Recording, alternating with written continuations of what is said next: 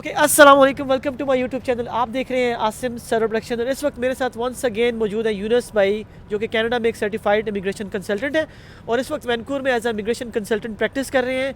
और अभी ये 2 दिन के अंदर दुबई जा रहे थे। मैंने इनसे रिक्वेस्ट की कि आप दुबई जाने से पहले हमें थोड़ा सा टाइम दे दें ताकि हमारी ऑडियंस के सामने हम एक बड़ा इंपॉर्टेंट टॉपिक है जो कि मैं आपसे डिस्कस करने वाला हूँ। आपसे भी एक छोटा सा इंसिडेंट शेयर करना चाह रहा हूँ कि यूनुस भाई मेरा एक जो है यूट्यूब पे फॉलोअर है, वो दुबई में उसने किसी सो कॉल्ड एजेंट या कंसल्टेंट के पास वो गया था और वहाँ से उसने जो है वर्क परमिट अप्लाई किया था। और वो कहता है कि उस कंसल्टेंट ने मेरा जो अप्लाई किया था वो ओपन वर्क परमिट के लिए अप्लाई किया था और उसने तकरीबन उसको कोई इंडियन 6 से 7 लाख रुपया दिए, जो काफ़ी बड़ी अमाउंट होती है। ठीक है, तो अब जब मैंने उससे पूछा कि तुम्हारा कोई स्पाउस है यहाँ पर या तुम किस कंट्री से हो, बेसिकली वो इंडिया से था, तो ओपन वर्क परमिट तो उसका हो ही नहीं सकता, राइट। तो ये थोड़ा सा स्कैम मैं आपको समझाता हूँ किस तरह से है। सबसे पहले यूनुस भाई ये बताएं कि लोग बड़े कंफ्यूज है कि क्लोज और ओपन वर्क परमिट क्या होता है और इसमें किसका क्लोज वर्क परमिट हो सकता है और किसका ओपन वर्क परमिट हो सकता है। क्लोज्ड वर्क परमिट तो एम्प्लॉयर स्पेसिफिक होता है कि आप जो है एक कंपनी है नॉर्स्टॉम, उसने आपको वर्क परमिट दिया है तो वो हो गया क्लोज्ड वर्क परमिट। और ओपन वर्क परमिट होता है जो, जैसे अगर मैं एग्जांपल बताऊं, स्टूडेंट है कोई यहाँ पे, ठीक है, हाँ। ठीक है, और स्टडी परमिट पे है और वो अगर मैरिड है, हाँ हाँ। ठीक है, तो उसकी स्पाउस को ओपन वर्क परमिट मिल सकता है। स्पाउस मतलब हस्बैंड या वाइफ दोनों या वाइफ, हाँ, अगर यहाँ पे हस्बैंड है तो वाइफ को मिल सकता है, वाइफ है तो हस्बैंड को ओपन वर्क परमिट मिल सकता है।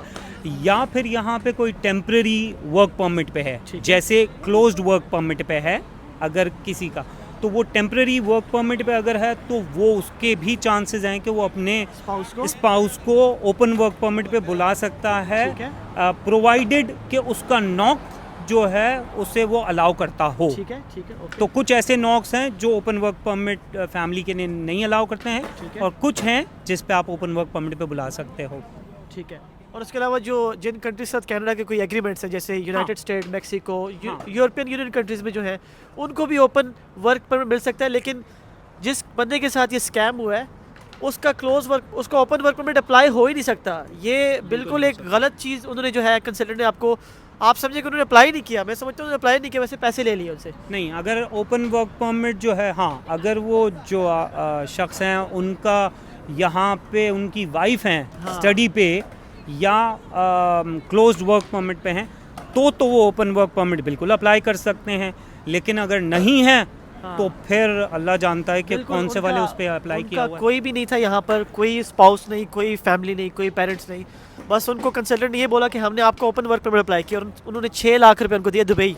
आप दुबई जा भी रहे हैं, आप अभी जाएंगे तो आपको वहाँ की मार्केट का पता चलेगा कि वहाँ पर ये फ्रॉड और स्कैम्स इस वक्त पीक पे है। हाँ, मुझे भी आते हैं बहुत सारे, मेरे पास क्लाइंट्स आते हैं दुबई में जब मैं जाता हूँ तो कि मुझसे पैसे ले लिए हैं। यानी यहाँ तक भी होता है, एक क्लाइंट से फ़ोन पे बात हुई और उन्होंने किसी के ज़रिए करवाया था, तो मैंने पहले तो माजरत कर ली कि आप किसी कंसल्टेंट के साथ में हो तो फिर it is not fair for me to deal with you. तो उन्होंने कहा कि नहीं, आप मुझे सिर्फ ये बता दो कि मेरे चांसेस कितने हैं। तो मैंने उनसे कहा कि अच्छा, आप मुझे अपने पॉइंट्स बता दो। तो उन्होंने कहा कि मेरे पॉइंट्स 71 हैं। अच्छा, तो मैंने उनसे पूछा कि भाई 71 पॉइंट्स तो आपके 100 में से जो होते हैं वो आपके मिनिमम 67 रिक्वायर्ड होते हैं। अगर आपके 71 हैं तो दैट्स गुड, बट आप कह रहे हैं कि आपका एक्सप्रेस एंट्री में प्रोफाइल क्रिएट किया हुआ है, तो फिर आपके पॉइंट्स कितने हैं। मैंने उनसे CRS नहीं पूछा इस वजह से कि वो मुझे बताएं कि उनके पास क्या पॉइंट्स होंगे। लेकिन मेरे 2 से 3 दफ़ा पूछने के बावजूद भी वो इसी पे वो थी कि 71 पॉइंट्स है मेरे। अच्छा, फिर मैंने उनसे पूछा कि आपके CRS पॉइंट्स कितने हैं, तो उन्होंने कहा CRS क्या होता है। और उस वक्त मुझे अजीब सा लगा कि मतलब 67 तो रिक्वायर्ड हैं for qualifying to put your expression of interest with the government, but you need to have certain number, certain CRS which qualifies you to get an ITA, invitation to apply for permanent residency। और उन मोहतरमा को यही नहीं पता था कि उनको CRS पॉइंट्स भी होता है। तो हाँ, बहुत से होते हैं, बहुत से फ्रॉड्स, काफ़ी सारी अलग अलग मेरे पास आती हैं, लेकिन जाहिर है कि 67 पॉइंट्स आप एलिजिबल हो सकते हैं, लेकिन एलिजिबल होने का ये मतलब नहीं है कि आपको वीज़ा भी मिल जाएगा। तो बहरहाल जो क्लोज और ओपन वर्क परमिट का जो एक कॉन्सेप्ट है कि लोगों को इस तरह मिलता है, आई थिंक वो यूनुस भाई ने और हमने आपके सामने वो क्लियर कर दिया कि आप अगर आपका कोई स्पाउस नहीं है यहाँ पर और आपका ऐसी कंट्री से नहीं है कि जिस कंट्री के साथ कनाडा का कोई एग्रीमेंट हुआ है, तो आपको ओपन वर्क परमिट नहीं मिल सकता, आपको क्लोज वर्क परमिट मिल सकता है, जो कि एक एम्प्लॉयर स्पेसिफिक वर्क परमिट होता है। जैसे कि किसी एम्प्लॉयर ने आपको एक लीमिया LMIA के थ्रू एक डॉक्यूमेंट होता है, उसके थ्रू आपने वर्क परमिट के अप्लाई किया और आपको उस एम्प्लॉयर के साथ काम करना पड़ता है, तो इसको एम्प्लॉयर स्पेसिफिक कहते हैं। ओपन वर्क परमिट सिर्फ जिनके स्पाउस यहाँ पर हैं, स्टडी वीज़ा पर हैं या टेम्प्रेरी वर्क परमिट पे हैं, उनको मिल सकता है। तो ये जिसके पास भी जाएँ अपनी रिसर्च ज़रूर करके जाएँ। किसी को $1 या $1 देने से पहले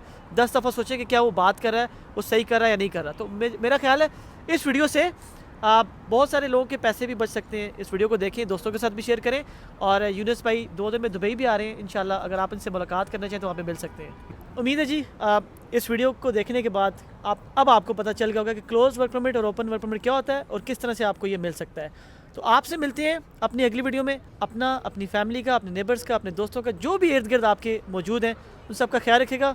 अस्सलाम वालेकुम।